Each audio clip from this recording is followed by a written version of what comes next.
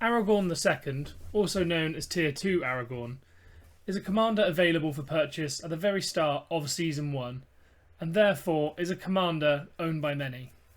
However, I find that he is one of the lesser seen commanders on the battlefield, especially when you compare it to other damage dealing commanders like Dwalin or even the Tier 3 Galadriel. So, is there a way to build him to make him viable?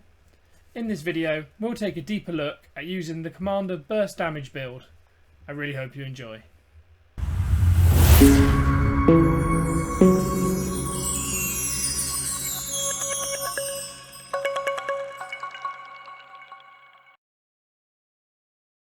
So Aragorn II is a Tier 2 commander.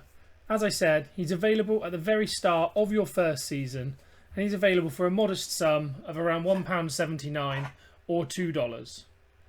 If you do not decide to purchase him this way, you can also obtain him by getting his invitation from the Madam chest, or by collecting the Athalius respect item, which is also used for giving respect to Denethor. Not that you would use it for him. The game gives Aragorn the balanced role, meaning that at level 20 he gains 25 might, 25 focus, 25 speed, and also an additional 2 skill points.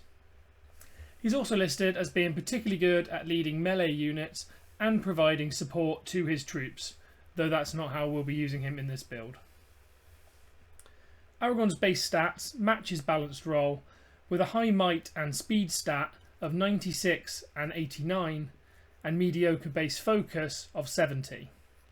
His might increases by 2.1 per level, his speed by 1.69 and his focus by 1.01. You can see here therefore that he's slightly more might focused, and this is definitely what we will be building him for, to try and increase that burst damage from the commander. His unique item is the Even Star. This accessory grants Aragorn an additional 9 might, 13 focus, and gives any men or elf units in his army an additional 1 attack. When fully strengthened, this increases to 27 might, 39 focus, and 3 attack for the men and elves. The buff to this accessory is Undomiel, which grants all his units a 5% recover per round and causes all normal attacks directed at elves to be redirected to the men units. So his men essentially shield the elf units from attack damage. This healing can be increased to 30% when fully refined. To unlock the Even Star, once Aragorn is respect level 10, your faction first off needs to occupy Weathertop. You need to use Aragorn to defeat 10 mobs over level 25, and you need to unlock the Militia, Light Cavalry and Hunter unit lines.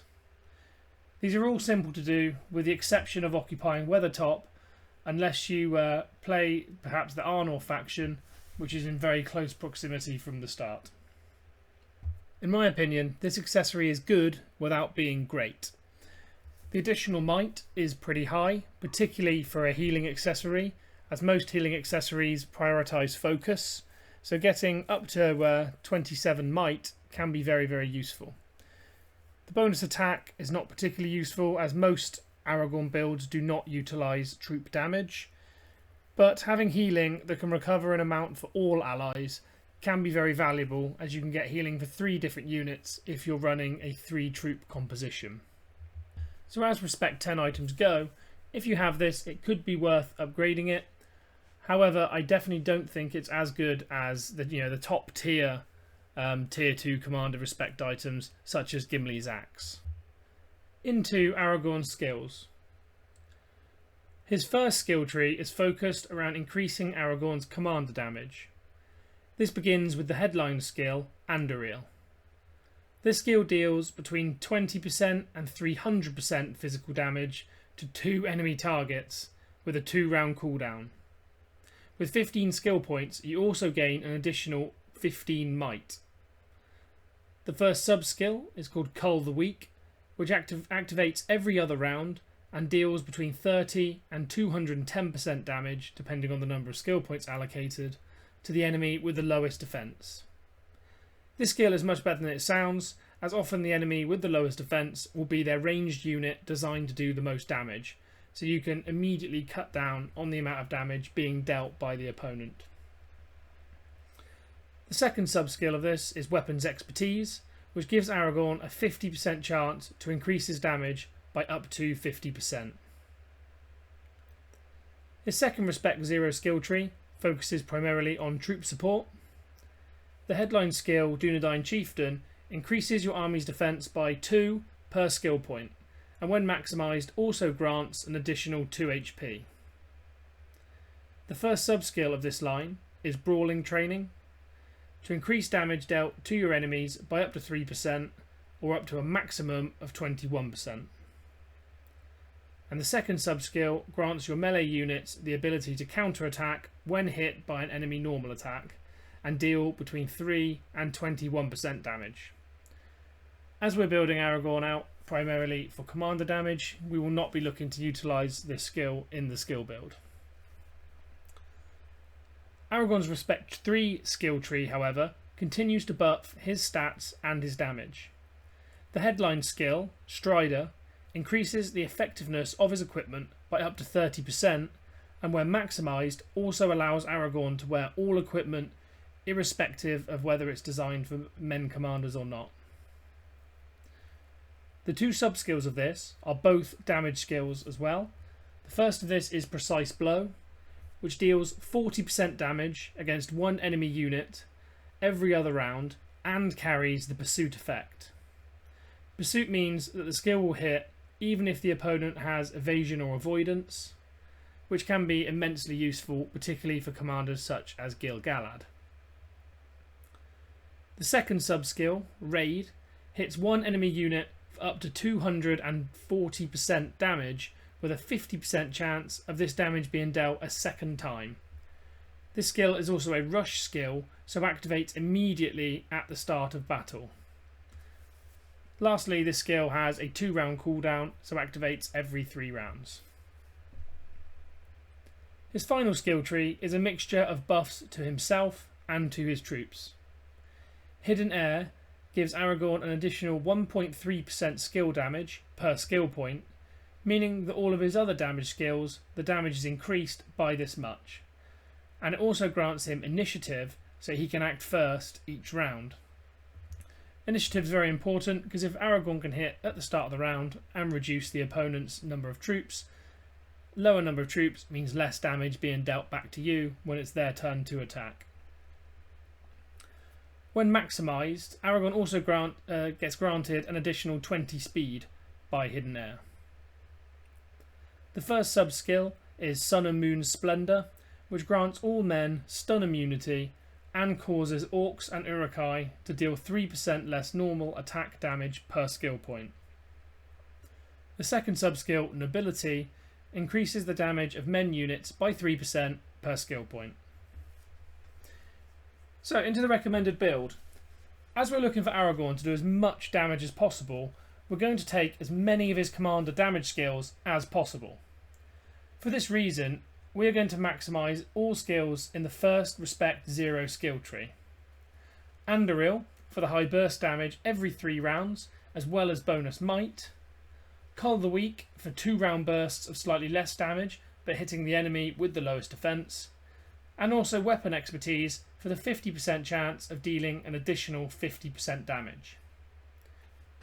Similarly, we're going to take all skills in the Respect 3 tree to the maximum as well. Strider will boost Aragorn's stats, depending on the equipment he has, by boosting the effectiveness of his equipment by 30%. So you can see with this maximising of the equipment's ability, having great equipment on him for his might is definitely important. We'll then also take Raid and Precise Blow. Precise Blow will deal damage to one enemy and carry Pursuit, hitting in the same rounds as Cull the Weak. And Raid will hit once at the start of battle, and then again in time with Anduril. If the 50% bonus damage in this skill activates, as well as the 50% bonus damage from Weapon Expertise, you will deal an enormous amount of burst damage in these rounds. Finally, it can be quite useful to put 2 points into Hidden Air and also 1 in Sun and Moon Splendor. The reason we put 1 in Sun and Moon Splendor is just to get that stun immunity on your men units, though it's not essential as you're not primarily looking for them to deal the damage, but it can just make sure they keep dealing that damage. Any remaining skill points just keep putting into Hidden Air, primarily to boost Aragorn's skill damage, so each of these bursts will be even stronger. The added bonus is that Aragorn also gets initiative, which can be hugely important. If you get to the point where all of these are maximised, you can then look just to put points into Dunedain Chieftain just to buff the defence of your units. The order in which you put the skill points into Aragorn does not affect his effectiveness in battle, unlike other commanders like Gimli or Dwalin. However, the order I would add skill points if playing Aragorn from the start of the season would be to maximise Anduril, then Strider. Following this, I would maximise the damage skills, Cull the Weak, Precise Blow and Raid. After this, I would add 2 into Hidden Air, 1 in Sun and Moon Splendor, then I would maximise Weapon Expertise. Though of course, you're free to make this judgment yourself when you use him. The end result of this is a commander that can do huge burst damage every 2 and 3 rounds. When these two combine in round 6, particularly if you also get the bonus damage from Weapon Expertise and Raid, you will deal an enormous amount of commander damage that very few armies can resist. For equipment, we similarly are trying to boost Aragorn's might as much as possible in order to increase his skill damage whilst keeping a stack of tanky troops alive. For flawless weaponry, in my opinion, the best is a battle axe with the flay effect. This gives the maximum might for a flawless weapon, and flay allows Aragorn to ignore up to 30% of a target's defense when fully refined. For armour, I would personally choose to use the scale mail with the gallant buff. This gives Aragorn plenty of might, with an additional bonus little bit of focus, and gallant also provides additional 3 might for every single time it's refined. On top of this, the bonus defense for melee units make his army harder to kill.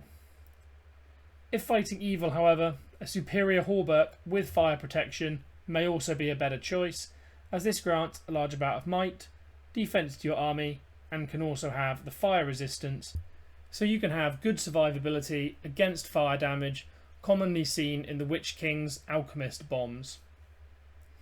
The last option, which is quite useful, is to use the Scout's Mail with Shroud.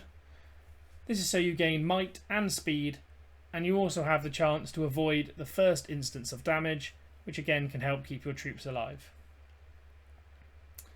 Into the helms, continuing the might theme, we will go for the full helm helmet. This provides up to 45 additional might, and if you have the melee vigor effect, this can reduce damage to your melee units by up to 6%. Another useful effect for this helm, if you're fighting against evil, is also the blinding barrier effect. This reduces the focus, burn and poison damage received by the Knight unit, so the tier 2 Cavalier unit, by up to 60% when fully refined. The reason this is so useful is the burn damage reduction, again from those alchemist bombs, which can turn the very cheap tier 2 Knights into almost indestructible tanks. And lastly, for flawless accessory, there are many choices, but my preference is a Hithlane with Mend. This will grant additional might, make your army more tanky by providing up to 3 more bonus HP per unit, and also gives one of your units a heal of up to 120% every 2 rounds.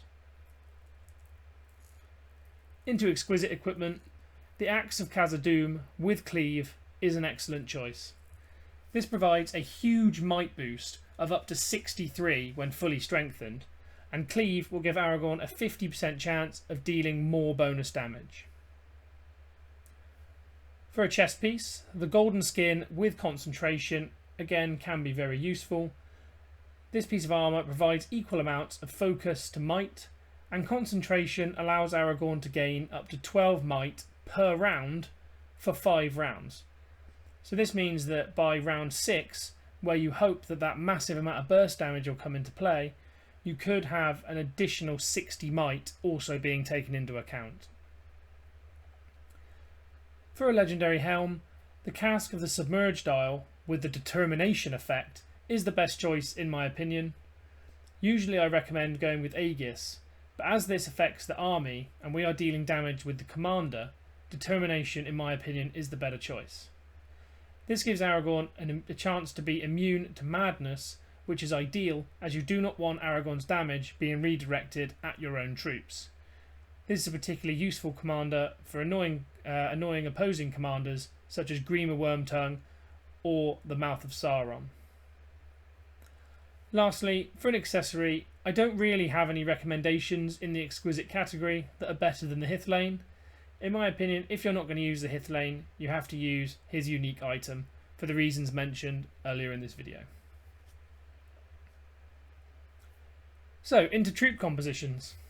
It was quite hard to pick 4 actually for this, because there are numerous different compositions you can use for Aragorn. So I'll just explain some of them here, and also explain some of the variations that you can use that make him very, very effective, and where and why you would use these.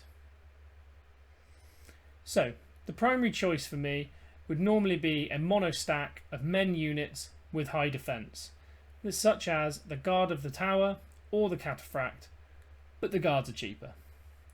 These just provide maximum defense and longevity to allow Aragorn to do his thing and deal the damage.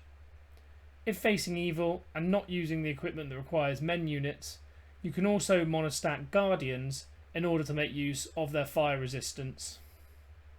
In both cases, you can also throw in a couple of Ram Riders. I wouldn't recommend any more than 800. This is to reduce the enemy's defense so that Aragorn can inflict more damage.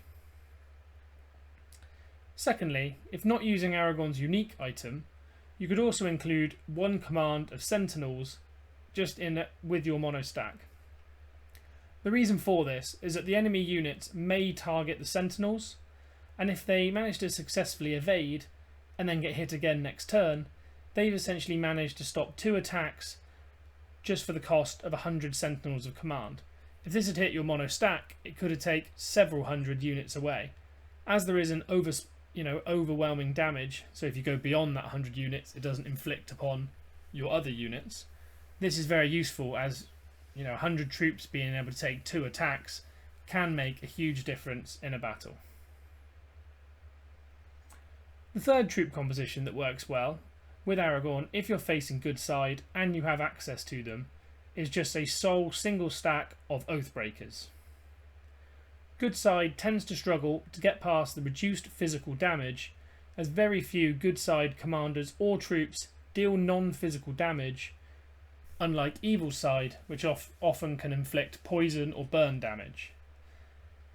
With good side, the only real option to get over Oathbreakers tends to be a commander like Galadriel, who's difficult to unlock and won't be seen commonly, which makes Oathbreakers incredibly useful as your tanky single stack unit.